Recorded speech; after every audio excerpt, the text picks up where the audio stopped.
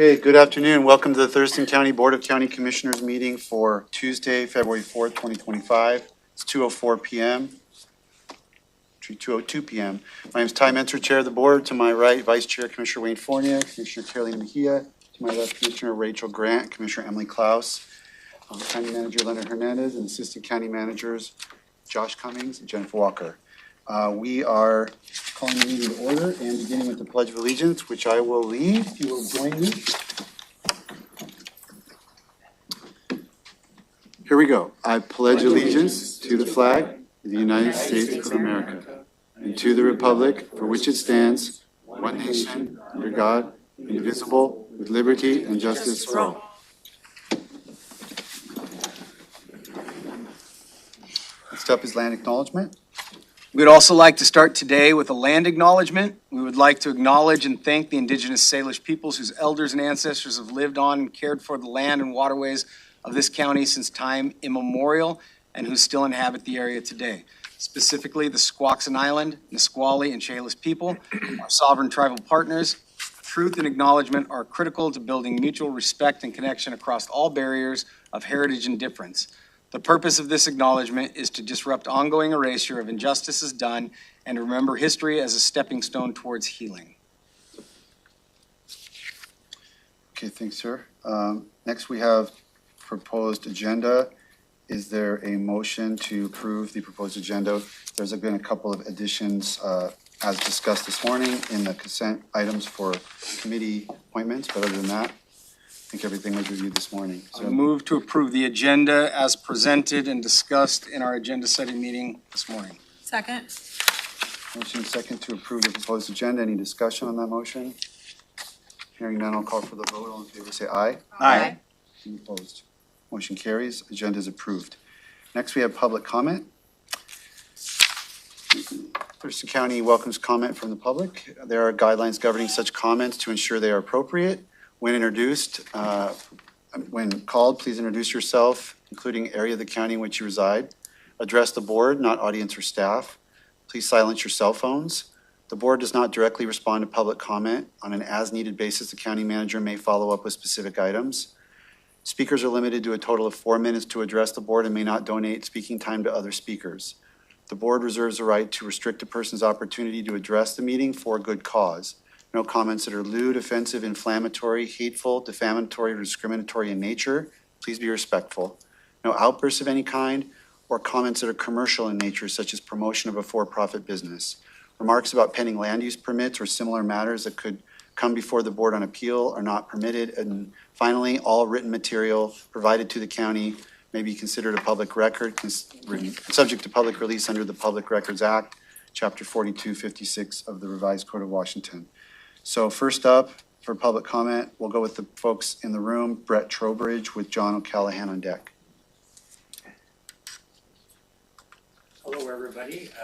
Some of this will be old hat, but some of the new people might be. There's no mic. Give me 1 second, Mr. Trowbridge.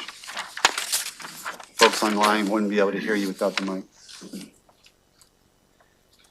I'll reset this.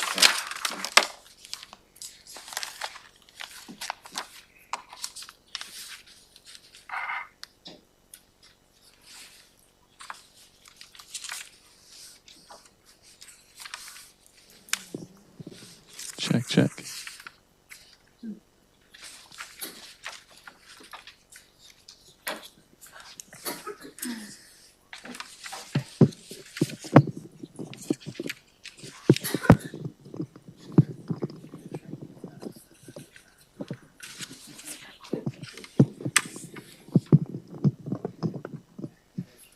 Thank you.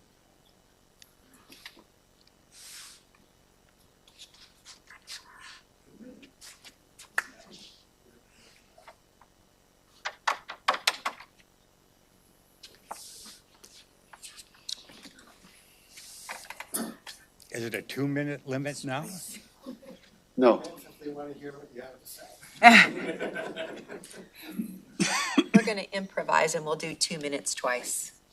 We'll make sure we get it taken care of. Okay. All right, go ahead, Mr. Trowbridge. So as most of you know by now, I live on Patterson Lake, the south end. I don't live on this property here, these two properties that you see in this picture. They're in my wife's name. My wife and I own them. They're 86 acres of swamp. And you can see there's no buildings on them. And you can see that they're heavily forested and that a piece abuts onto the lake, and there's a lot of vegetation there, which I attest is lily pads. Here's an old map from one of the last times when they tried to do this to us. And you can see all of this is designated as swampland and lily pads. It's been like that for years. It's always been that way. So this one is a map. I've done some scribbling on it, but the green shows which properties are included on the lake, and the white shows which ones are not included. So you're going to get copies of this, but just count which ones weren't included. 1, 2, 3, 4, 5, 6, 7, and that X is my property. It's in my wife's name. So that's 7, 8 down there, 9, 10, 11. And 11 is the railroad track.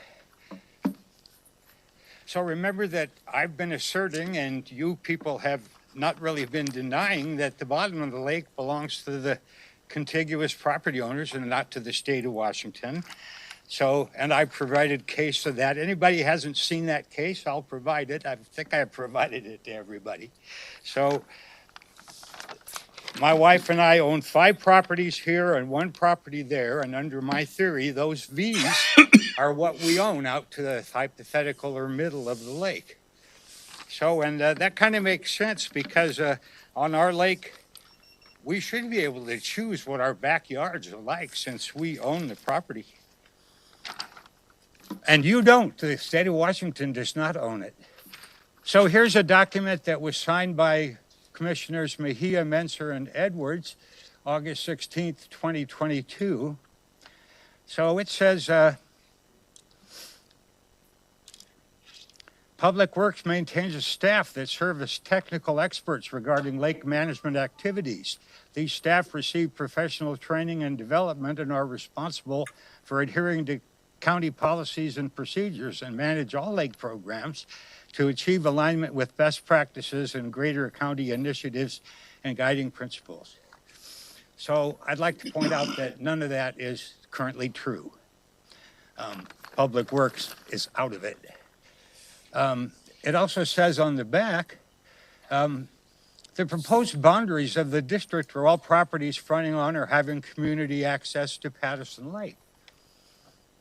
That's not true. I just showed you on the map. So how can that be? No other lakes have where some have just arbitrarily been left out. Why do you suppose that these properties were left out? They're mostly undeveloped, swampy properties like mine, and I don't know if you can put the railroad bridge in any category, but it's certainly swampy. The idea that they would have been left out makes even less sense now that you hear that almost all of the work that we're proposing to do in our project will be right off the V that the railroad track owns on both sides. They weren't included. Are you ever going to tell them? I mean, what's the deal with that? So anyway, you want to do that. Here's some ways to do it.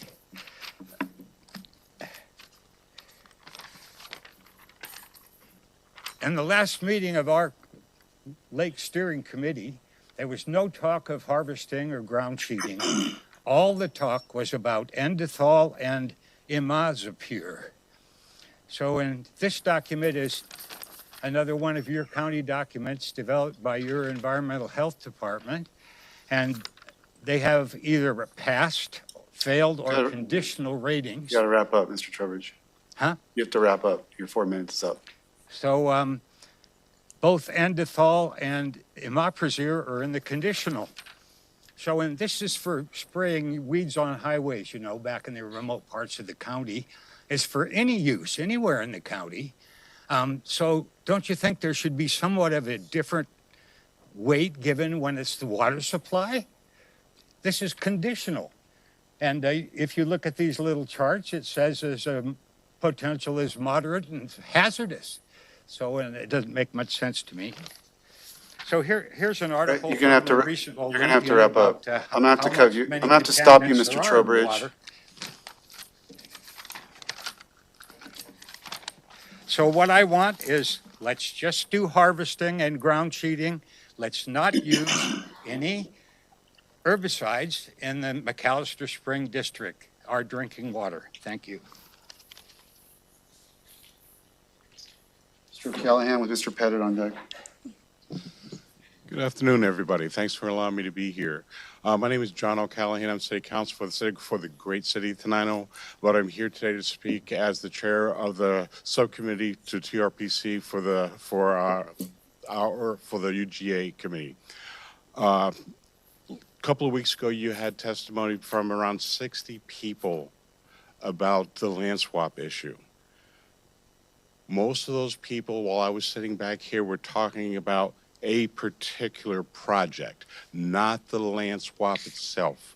So I figured I didn't really intend on writing anything or talking until I got done hearing all of that stuff. I didn't have time because I had another meeting that I had to get to.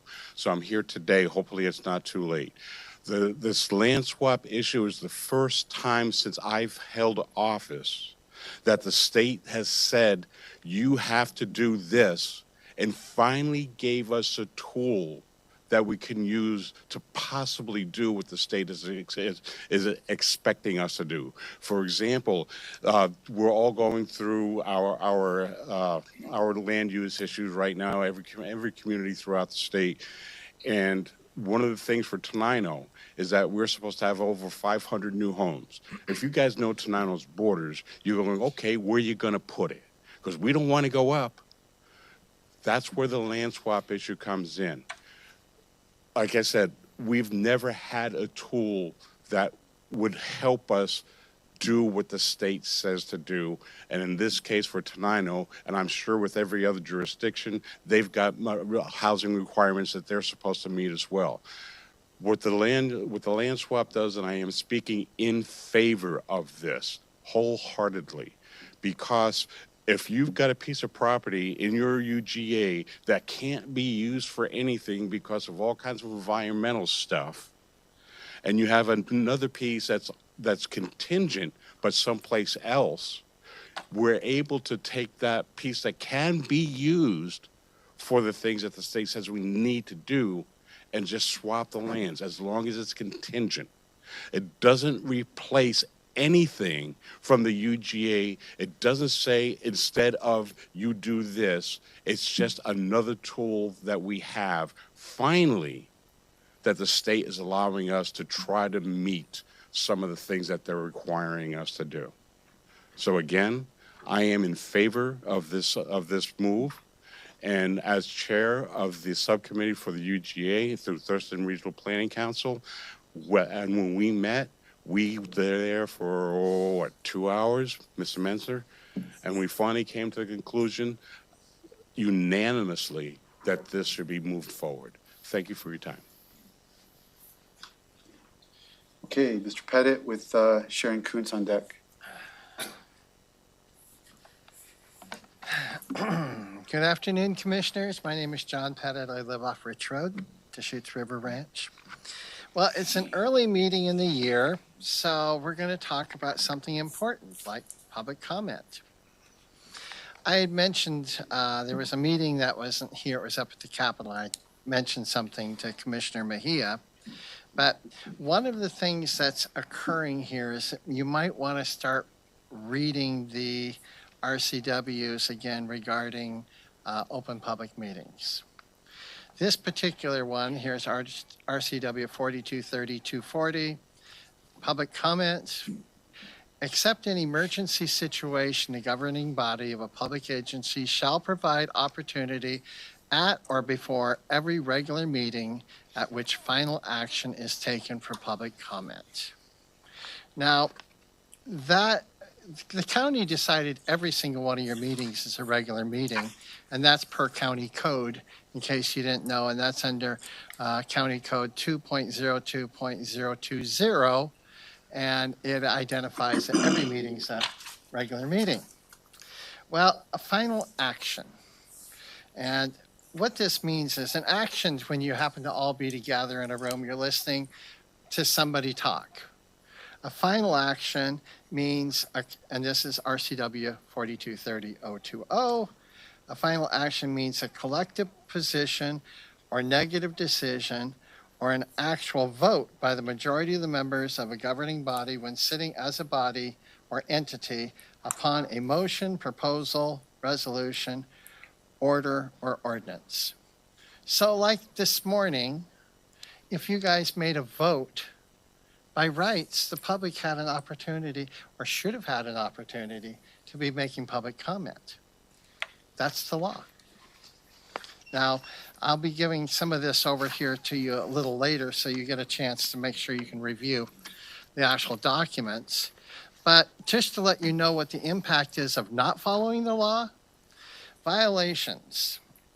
Each member of a governing body who attends a meeting of such governing body where action is taken in violation of any provision of the chapter applicable to him or her, with knowledge that the fact that the meeting is in violation thereof, shall be subject to personal liability in the form of civil penalty in the amount of $500 for the first violation.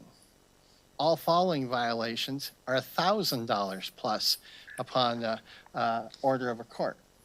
So public comment is important because the government belongs to the public. It doesn't belong to you. It belongs to the public. Now, I'll leave these here for you to study out. There's a couple more quick concerns which I have, and I think that the clerk of the board, she needs some help.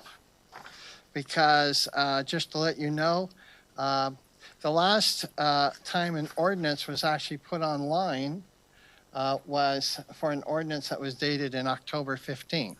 We have no current ordinances, the budget, nothing else has ever been recorded since that time into the record as required.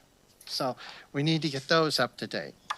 As far as the meeting minutes, we do have a meeting minutes that was put online for this year, for the 7th. But last year, the last meeting minutes that was put up was in August. Well, for someone who follows everything as closely as I do, obviously that's a concern. So, and the only other detail that I'm going to bring in real quick is that as of to date, it appears that the county system for the interactive budget, which would show revenues and expenditures of the county, hasn't been active and updated since June of last year. We need to get it fixed. That being said, that's what I have to offer today, and I'll just drop off these things over to the clerk. Thank you, Mr. Pettit. We've got Sharon Kuntz, and then I'll call for anyone who didn't sign up.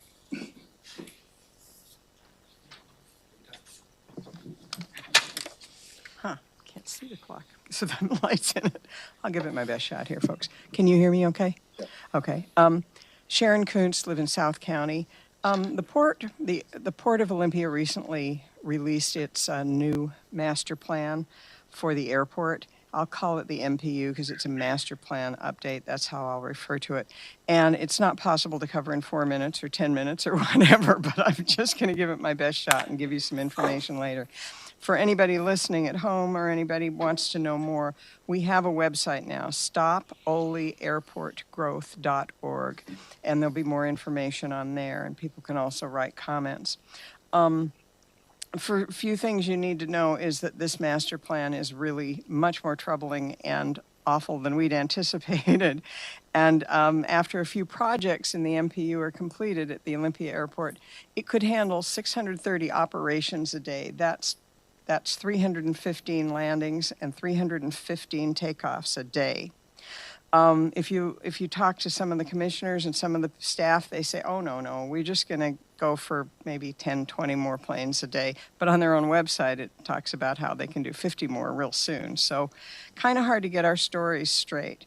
The MPU is full of things that are frightening and missing several things that should be there. Anyone who lives in the county now knows if they live near the airport or under a flight path, and those are some going over schools and neighborhoods now, has noted that there's a lot more traffic lately, aircraft lately. So imagine 50 planes a day and then stop and imagine 315 planes a day.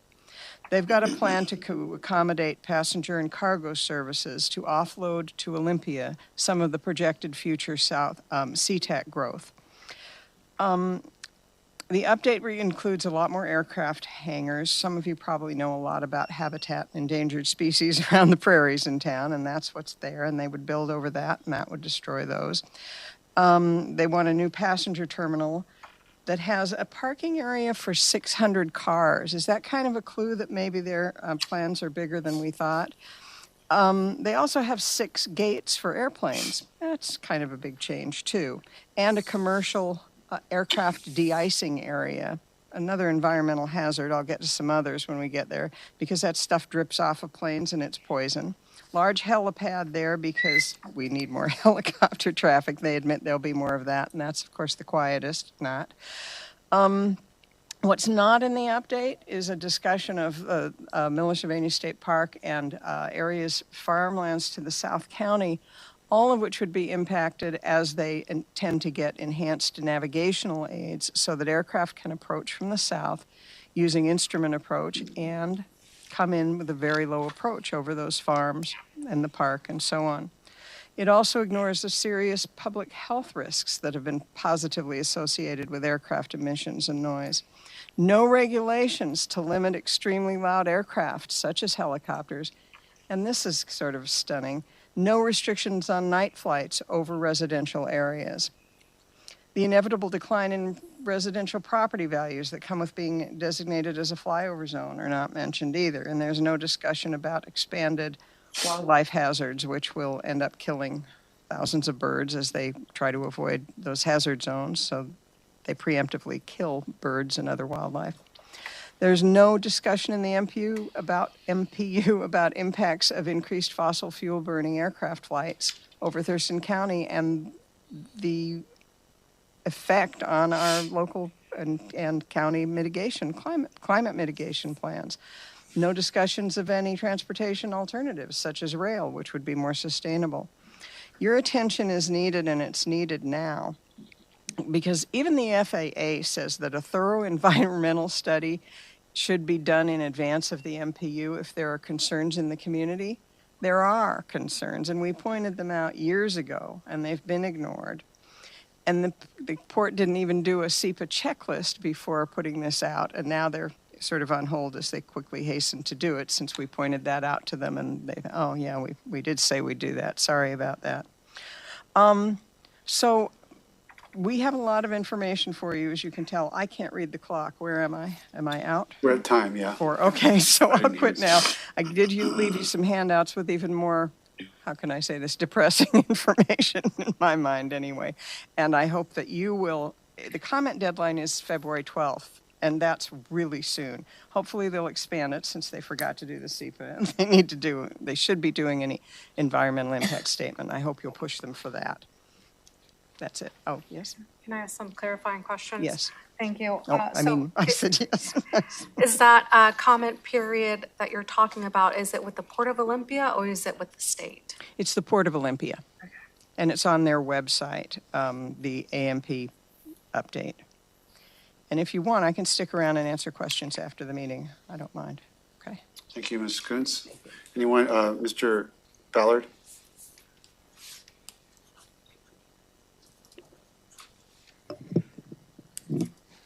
Good afternoon, Commissioners. My name is Terry Ballard. I live in unincorporated Thurston County in Tanglewilde.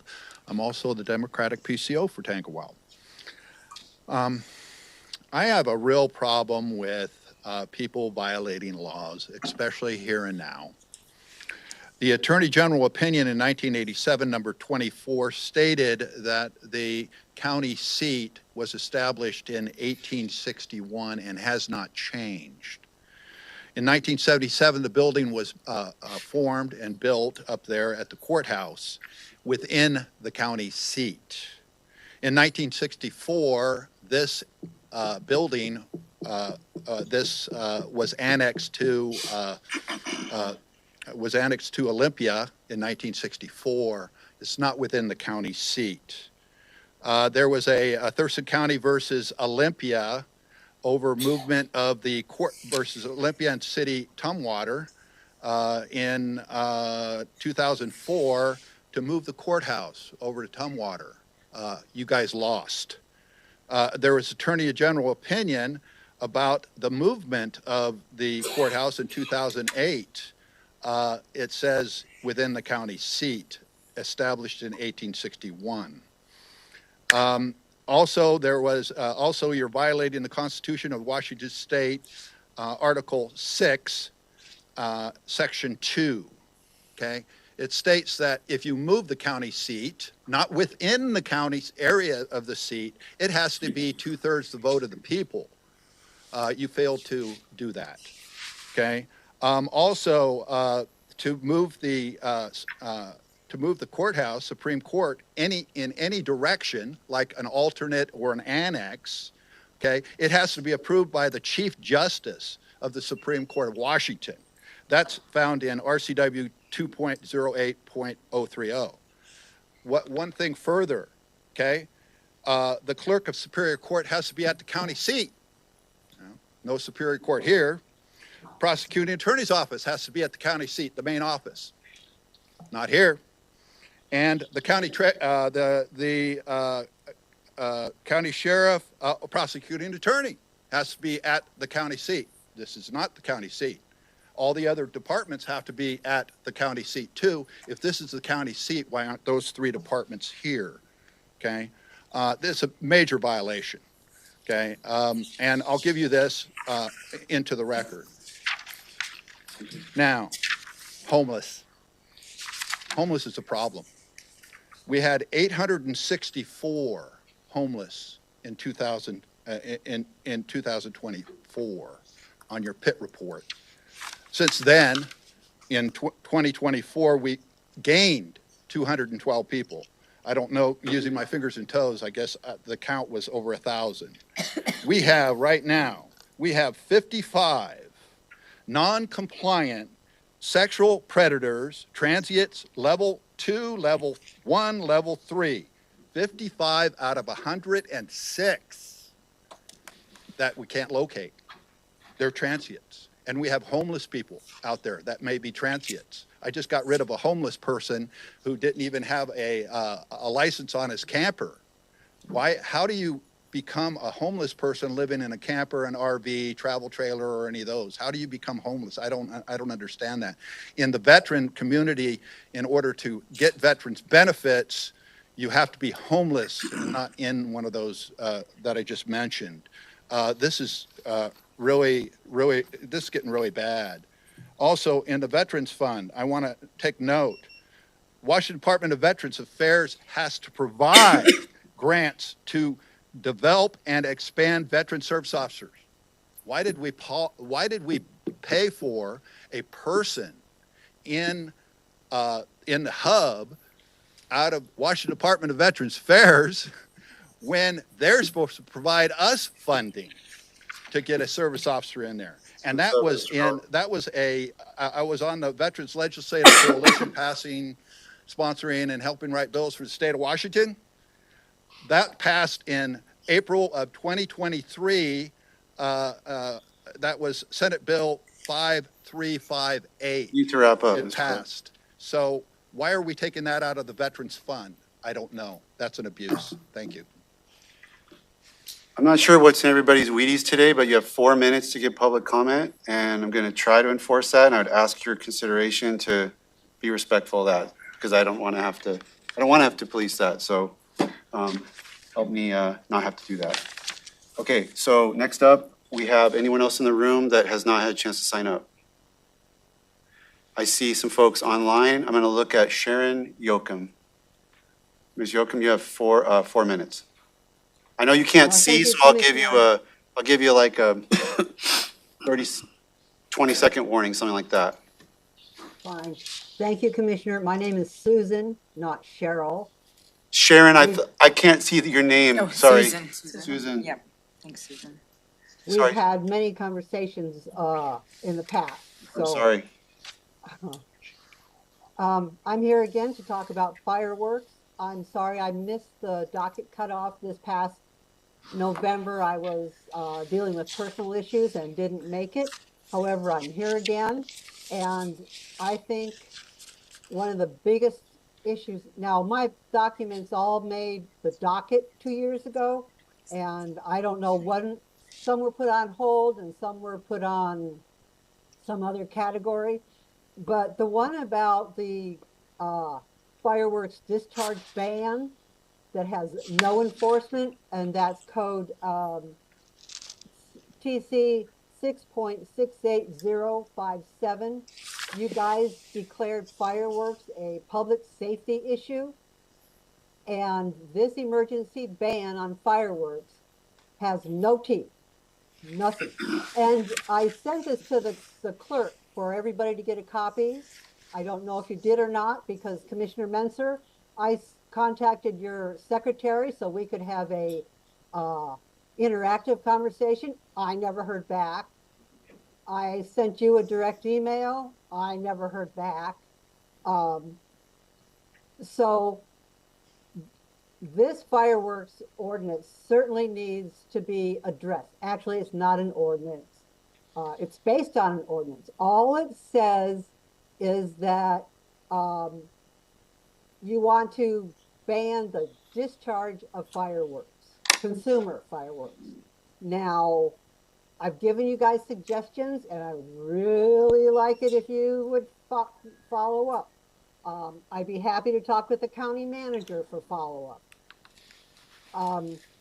If you add the ban to include the sales and the purchase, as well as the discharge of consumer fireworks, when we have burn ban situations, they would be addressed. If you shut down the stands in advance, not July 3rd, in advance, give everybody 10 days notice, whatever, not to sell them, to pull the stuff from their stands and to deal with it. So, and I also recently had the opportunity to speak with the Squaxin Tribal Council member. He came out to Steamboat Peninsula and was interacting with everybody at a community event at the fire department. And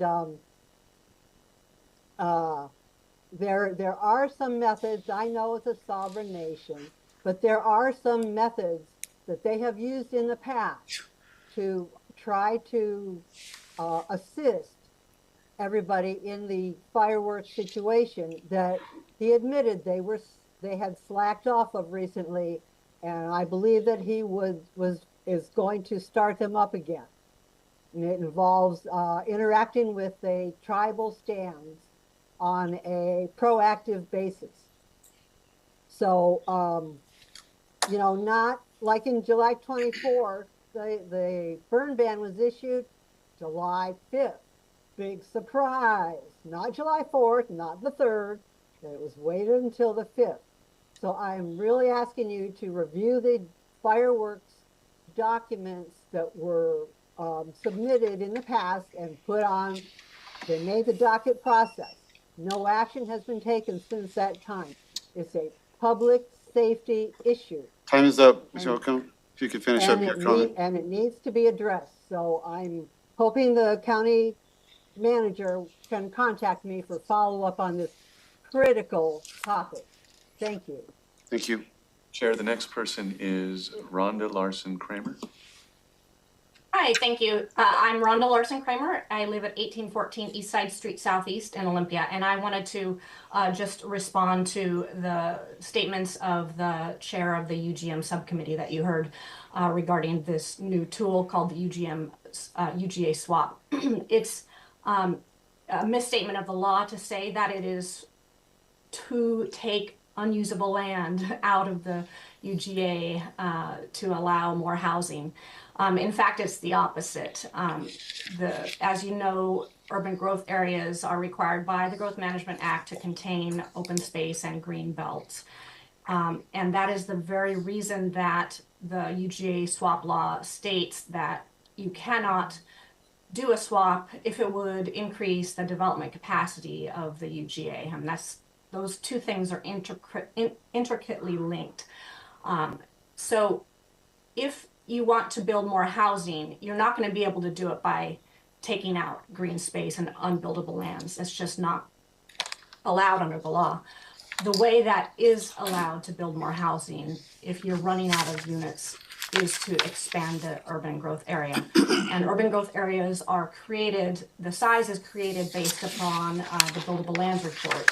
So the size and the units of buildable land are inventoried, and that buildable lands report does not count green spaces and critical areas as buildable.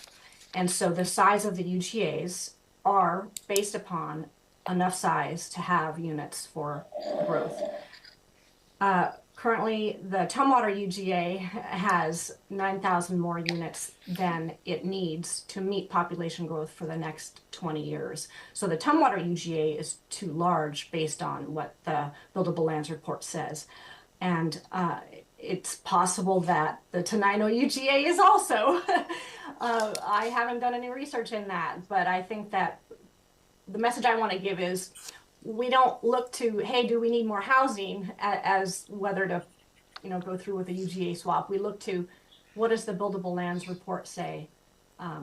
Are we wanting to change the boundaries because there's a lack of land that we've run out of land in this one particular area of the UGA. We've exceeded the development capacity of this one area of the UGA.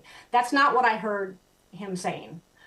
He's just wanting more houses. And you just simply cannot use the UGA swap for that because you can't increase the development capacity of the UGA with a swap by law. So I think that's it. Thanks so much. Thank you. That's all I see for public comment. Going once, going twice. Okay. Thanks, everybody. Let's move on to county manager update. Thank you, Chair. Nothing to report today. Okay. And we'll go on to our consent agenda. We have items 4A through Q. Any request to remove an item from that consent agenda?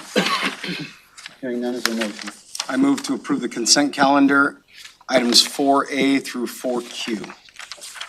Second. Motion and second to approve the consent calendar as proposed. Non-debatable motion. I'll call for the vote. All in favor, say aye. Aye. Any opposed?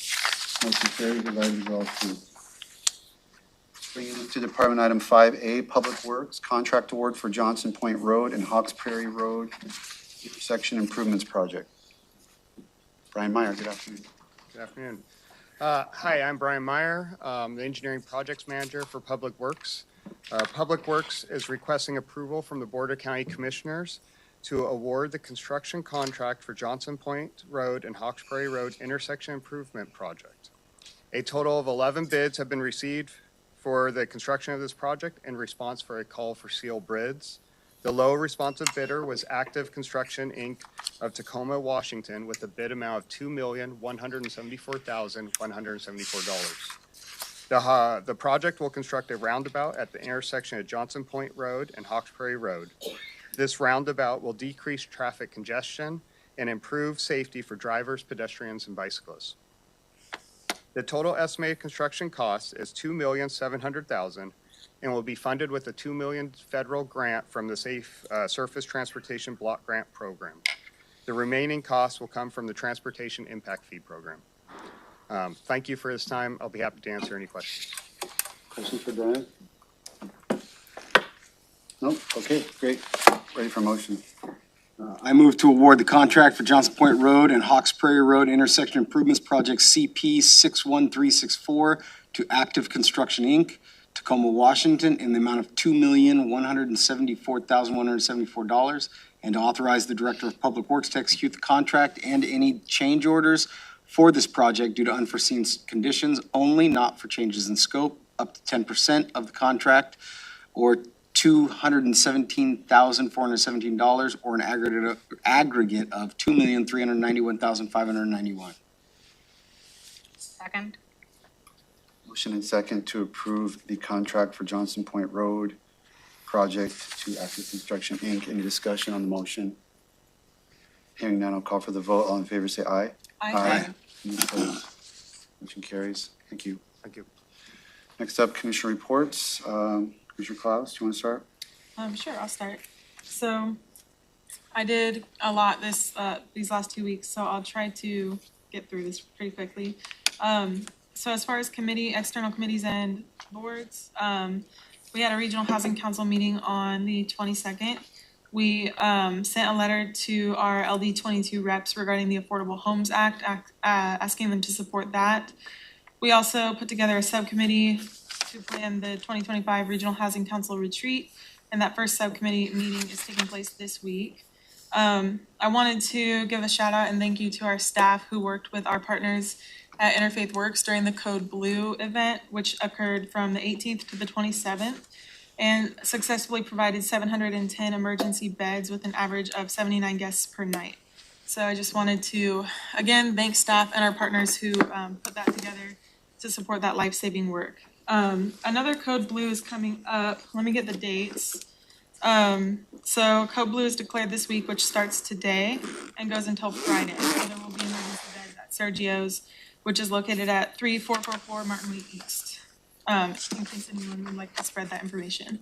I also had a Thirst and Climate Mitigation Council meeting on the 27th, where we received a presentation on the Home Energy Support Ordinance. The effective date for that will not be until May 1st, 2026. So there will still be jurisdiction conversations regarding that as it progresses.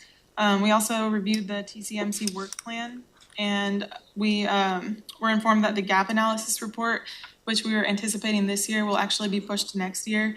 And that's regarding the vehicle miles traveled, because we need to free up staff capacity to align our work with the extension of the comprehensive plan amendments.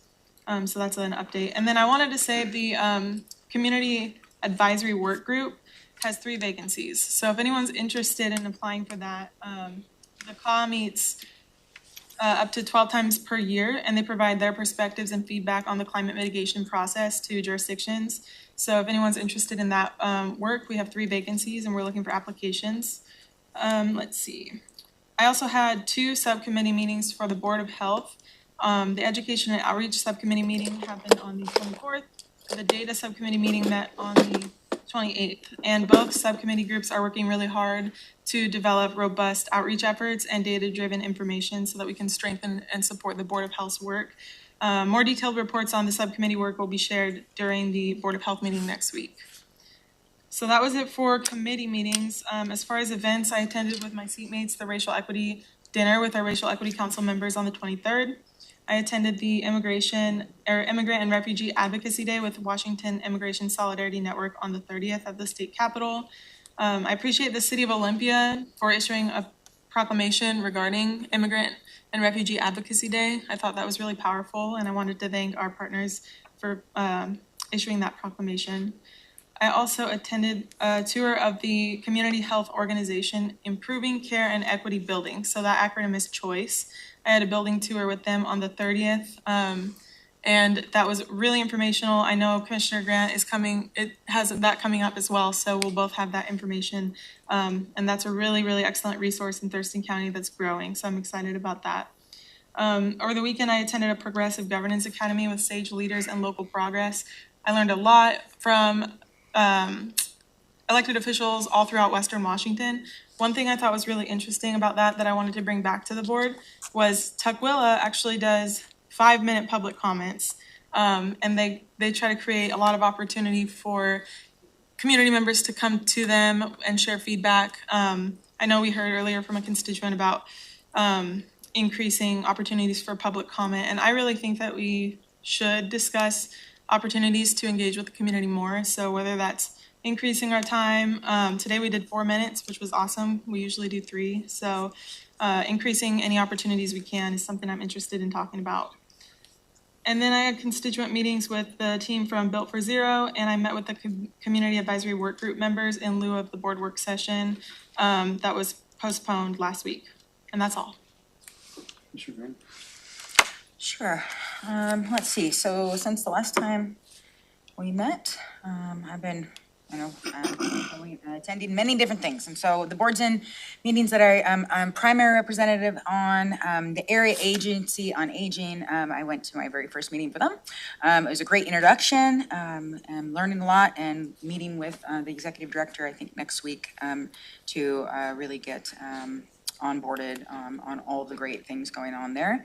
For the Thurston Mason Behavioral Health Thurston Mason Behavioral Health Organization board, we met, we approved the budget. We looked at quite a few things going on, and I will announce that I'm really excited. Commissioner Mejia and I will be attending, along with employees from the Thurston Mason Behavioral Health Organization, the National Wellbeing Conference, which is all the thought leaders in substance use disorder and mental health attend throughout the nation. I had the joy of attending that last year. Many local elected officials and different people are represented there. And so I think it will be a really a good thing for us to go. And then also just mentioning that as a result of some of the work at the Behavioral Health Organization, that we'll be visiting the current crisis care center that's in Kirkland this week. Commissioner Mejia and I will both go up there and explore and start discussing the possibility of bringing a similar resource here to Thurston County. And Pack Mountain Workforce Development Consortium, I attended that. They're working in data and report outcome tracking, and it's amazing because I'm a data geek. So I am really excited about the fact that they're really working to look at how are the dollars that they're spending actually producing outcome and result. And so I'm really excited to kind of partner with them and to continue to attend those. Also went to the EMS council meeting, filled in for Commissioner Fournier. I was completely impressed with the EMS strategic plan, and I want to give a shout out to our own emergency management staff who obviously worked tirelessly on it, and it's impressive. And I actually have not seen anything like it, so it was really great. I attended the regional housing meeting, as an alternative, and, Commissioner Klaus already mentioned that. Also sat in and listened on the fire commissioners meeting, continuing to learn and understand our district and priorities. Did some advocacy with WASAC, or the Washington State Association on Counties. Went in and helped kind of do some some coordination around a True Blood bill, or the ITA, Involuntary Treatment Act reform, related to the True Blood settlement, and really work to ensure that our local impacts are being considered before those legislative discussions, move forward. And then additional things, I want to acknowledge that my executive assistant, Ashley, who attended the Board of Health Data Subcommittee and the Choice Building Tour with Commissioner Klaus, I was unexpectedly taken out of town for my son's health. And Ashley mentioned that she was incredibly impressed with the care models that are happening in the Choice the Community Health Organization Center. And so really excited when I'll get to go, right? And so, and then yesterday I spent the whole day in Yelm. And it was great. I met with the Yelm mayor, the city administrator, the rural program manager, and executive director of the Thurston Economic Development Council. I met with the Chamber of Commerce, met with some local nonprofit leaders, including YARD, and also met with the constituent at their property to hear firsthand some of their experiences with land use issues. And other than that, I'm really excited about continuing to learn and grow in my role, and that's it. All right, great. I guess we'll just go down the line. I had a building code council meeting. I had volunteered to participate in Tumwater School District strategic planning, the community alignment team session. Went to the Olympia Historical Society Awards, Racial Equity Council dinner, Salmon Recovery Council, Alliance for Healthy South Sound Executive Committee meeting with EPA. Every 5 years they review their funding model, and this is that time they're taking input, so we collaborated on that. Presented some information about the World Cup fan zone to the Economic Development Council. Had a meeting with the new lands commissioner about strategies for mature forest. And last week I was for 3 days at the National Association of Clean Water Agency conference in California related to my work with LOT, where LOT was awarded we received an award, but that's kind of secondary, is mainly a learning opportunity, lots of different information about the work we do at LOT. And then Finance Committee meeting yesterday with the auditor and county treasurer. Commissioner Fournier. My turn. I attended Fire Commissioners meeting last week where we went over the Fire Commissioners' legislative priorities with their lobbyist. Commissioner O'Callahan was there. At the EDC board meeting, they introduced some of our new EDC board members. Our returning members were Timothy Stokes and Cecilia Lovelace that were reappointed. New members, Mitch Dietz, Al Yee, Mike Brewer, Todd Hansen, and Melissa Grant. And then the new officers are President-elect Jessica Jensen, Secretary Carrie Whistler, and Treasurer Michael McGauley. This year, Malcolm Miller is the board president. And then additionally, Peter Agabi has resigned from the board as he's busy doing Tumwater City Council issues. And we nominated Mayor Debbie Sullivan to fill in his position for the remainder of her term. As was mentioned, Commissioner Menser talked about the FIFA World Cup at the EDC meeting. And then we got a presentation from TVW's Renee Radcliffe Sinclair, where she talked about some of their capital goals. So they're planning on building a $65 million building for TVW down, I know it as where the old Dairy Queen was.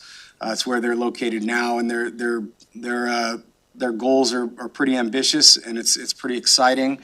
They gave us a big update on what TVW does and how widespread their message gets.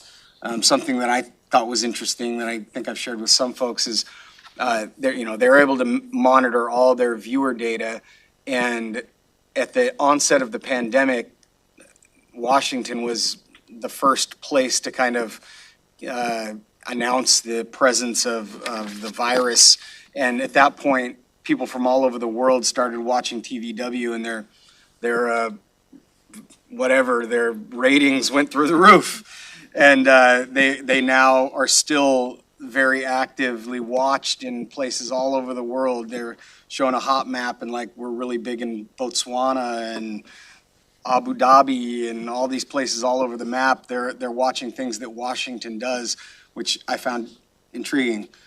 Went over the EDC budget, and we had our roundtable discussions, which they're always interesting. And then we got a presentation on the Pacific Salish Economic Development District, which we've talked about at some of our board meetings, what that means to have an EDD and who our new EDD director is. In addition to that, I testified on Senate Bill 5154, attended my Billy Frank Jr. Statute Committee meeting, had various LSC meetings, Legislative Steering Committee meetings for the Washington Association of Counties, attended the Racial Equity Dinner with my peers here, did an interview with Dick Poost on KXXO, which was a lot of fun. And over the weekend, went to a bunch of ribbon cuttings throughout South Thurston County, and then held some constituent meetings, so it was pretty active. Thank you. Okay, so starting from January 22nd, well, this morning I attended an executive meeting for Intercity Transit on Legislative Steering Committee for the Washington State Association of Counties.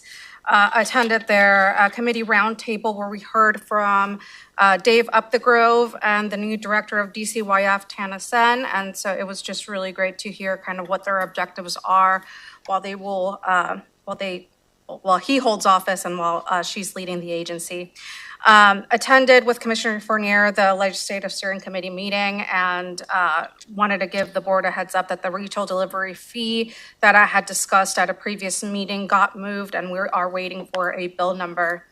Then I did the legislative session update that they do on Fridays, and I've been testifying on a couple of bills on behalf of the Legislative Steering Committee. The Thurston Regional Planning Council, me and Taylor went on the expanded Route 14, and we did the scavenger hunt that was organized by TRPC. And it was really great. Taylor is my aide, and in her past life, she was at the legislature, and she was reflecting on her time and how this route allowed her to explore our downtown and access different businesses. And, you know, she said during my time working on campus, I was able to jump on the 14, which was formerly known as the Dash, and hit the farmer's market all the way at the end of the Capitol and get back before break was over. So it's really exciting to have this route back up and going. For the BHASO, we had a meeting and I attended with Commissioner Grant. The Law Library Board, there's a lot of exciting things. We reviewed the 10-year financial plan. There is a healthy fund balance and we ended up with a little more than $500,000 in 2024. And we are laying out the short-term and long-term goals. And we're trying to keep a little bit of funding for the long-term courthouse and as well as expanding into kiosk services, the short-term. And so we have 2 kiosks up and running, one on the main campus and the other one at Family Juvenile Court that have access to Westlaw and other resources for individuals that need it. And so the website is up if you would like to take a look at it.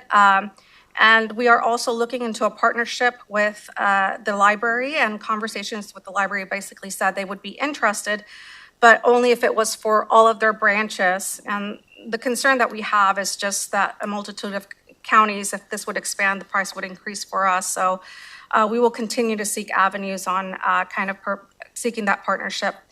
And for events, attended an APIC community meeting, attended the County Road Administration Board Lobbying Day and the County Road Administration Board meeting.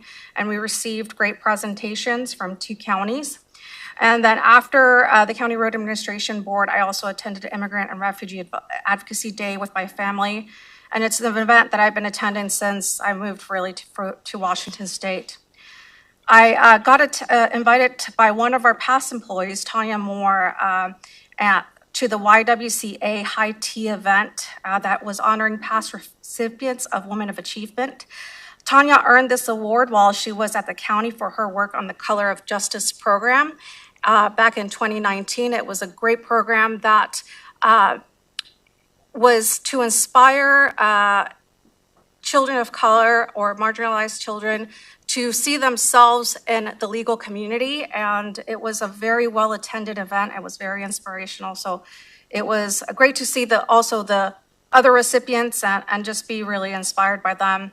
Attended the Impacts of Immigration Executive Orders on Local Governments that was hosted by the National Association of Counties. And that was very informative on just hearing how the different executive orders affect all counties across the United States. And so I'll be providing a more in-depth, I have some notes on that. Attended the first Code of Conduct Subcommittee with Commissioner Grant, and a huge thank you to Commissioner Grant. She really did a lot of work for that and did an excellent job in leading that meeting. And so we have 2 more meetings for that. And then I was also invited by the League of Women Voters and other community members and jurisdictions to work on a future forum. And I'll be providing more information once details are confirmed. Okay. Oof. Yeah. Busy, commissioners. Just, all right, is there anything else for good of the order? All right, we're at the end of the agenda. We're adjourned. Thank you.